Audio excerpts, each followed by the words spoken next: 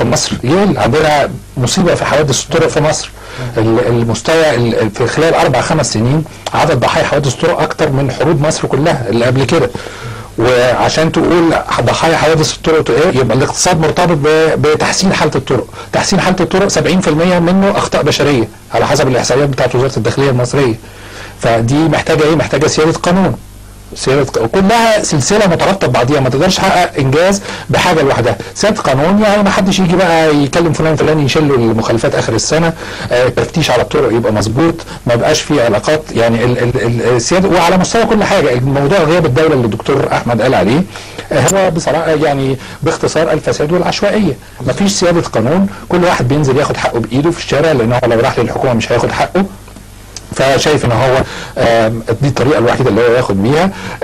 ما فيش اي امل في اصلاح، فالناس بتبتدي تستفيد من المنظومه الموجوده او العشوائيه. لما عيب نسميها منظومه، انما نقول العشوائيه الموجوده، كل واحد عايز ياخد نصيبه منها، لان هو ما عندوش امل ان في اي حاجه تتصلح. فبيقول لك بقى يعني طب انا استفيد من اللي موجود، مش يعني بدل ما يحاول ان هو يصلح اللي موجود او يشارك في عمليه اصلاح، لا ده هو بيقول انا استفيد من اللي موجود. حتى يعني احنا ما نعفيش انفسنا، المصريين المقيمين في الخارج ما ده جزء من هروب. يعني ما انت برضه عشان انت برضه مش لاقي فرصتك في البلد واوضاعك بتتحسن خارج البلد، لكن في الاخر هو انا بعتبره ولا في نفسي نوع من الانانيه، ان انت بتحسن وضعك وبتكتفي بدوت ومحدش بيحاول يرجع البلد يصلح حتى بتضحيات. يعني لازم كله يضحي، الحكومه لازم تضحي بتداول سلطه وديمقراطيه وتدي الناس حقها وما تخضعش لرجال الاعمال ان هم يمسكوا السلطه. الاحزاب السياسيه ما تكتفيش بانها احزاب ديكورات برشاوي كرسي ولا كرسيين في مجلس الشعب وباعانه حكوميه عشان الحزب يمشي. يعني انا لو منهم ما فيش امل في اي حياه سياسيه ولا تداول سلطه، احل الحزب.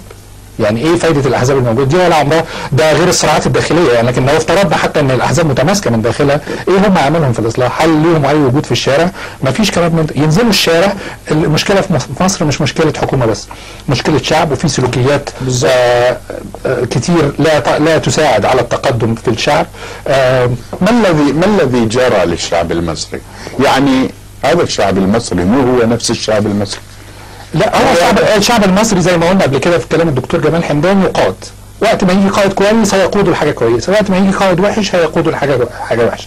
لما الناس تبقى مش عايزه تقف طابور في الشارع، يعني هل الحكومه هنحتاج حكومه عشان توقف الناس في طابور؟ هنا او في اي مكان في العالم الناس لوحدها 5-6 واقفين وهيشتروا حاجه ولا يقفوا حاجه، هم لوحدهم بيرصوا نفسهم طابور ويقفوا. ولو وياك واحد يحاول يعدي دول بس انا جدتي نعم جدتي بناء على مئات السنين. نعم مئات السنين يعني مش مشكله حكومه، مشكله حكومه ولا تغيير حكومه هيغيرها. نعم الاحزاب بقى دي بدل ما هي قاعده كده تاخد رشاوي عشان تفضل منظر بس كده وخلاص، تتحول لمنظمات مجتمع مدني وتعلم الناس، تطور الناس وتحاول يتصلح بقى المجتمع. بدل ما فيش امل في تداول سلطه ولا في امل في ديمقراطيه، على الاقل الشعب سلوكياته تتحسن، ودي اللي بحد ذاتها ممكن تؤدي الى تقدم على مستوى القمه في الاخر. لكن طول ما يعني الناس كل واحد عايز نفسه وخلاص، كل واحد مش عارف، ما فيش نظام، ما فيش نظافه، في فوضى في كل حاجه، ما طبعا ما فيش حاجه تصلح. ما فيش حكومه هتيجي لو جت حكومه مثاليه بكره مش هتصلح الكلام ده كله. لازم تصليح على مستوى المجتمع المدني مش بس على مستوى الحكومه. حتى منظمات المجتمع المدني اللي موجوده تلاقي ليها اجندات غريبه جدا مالهاش دعوه بمعاناه المواطن.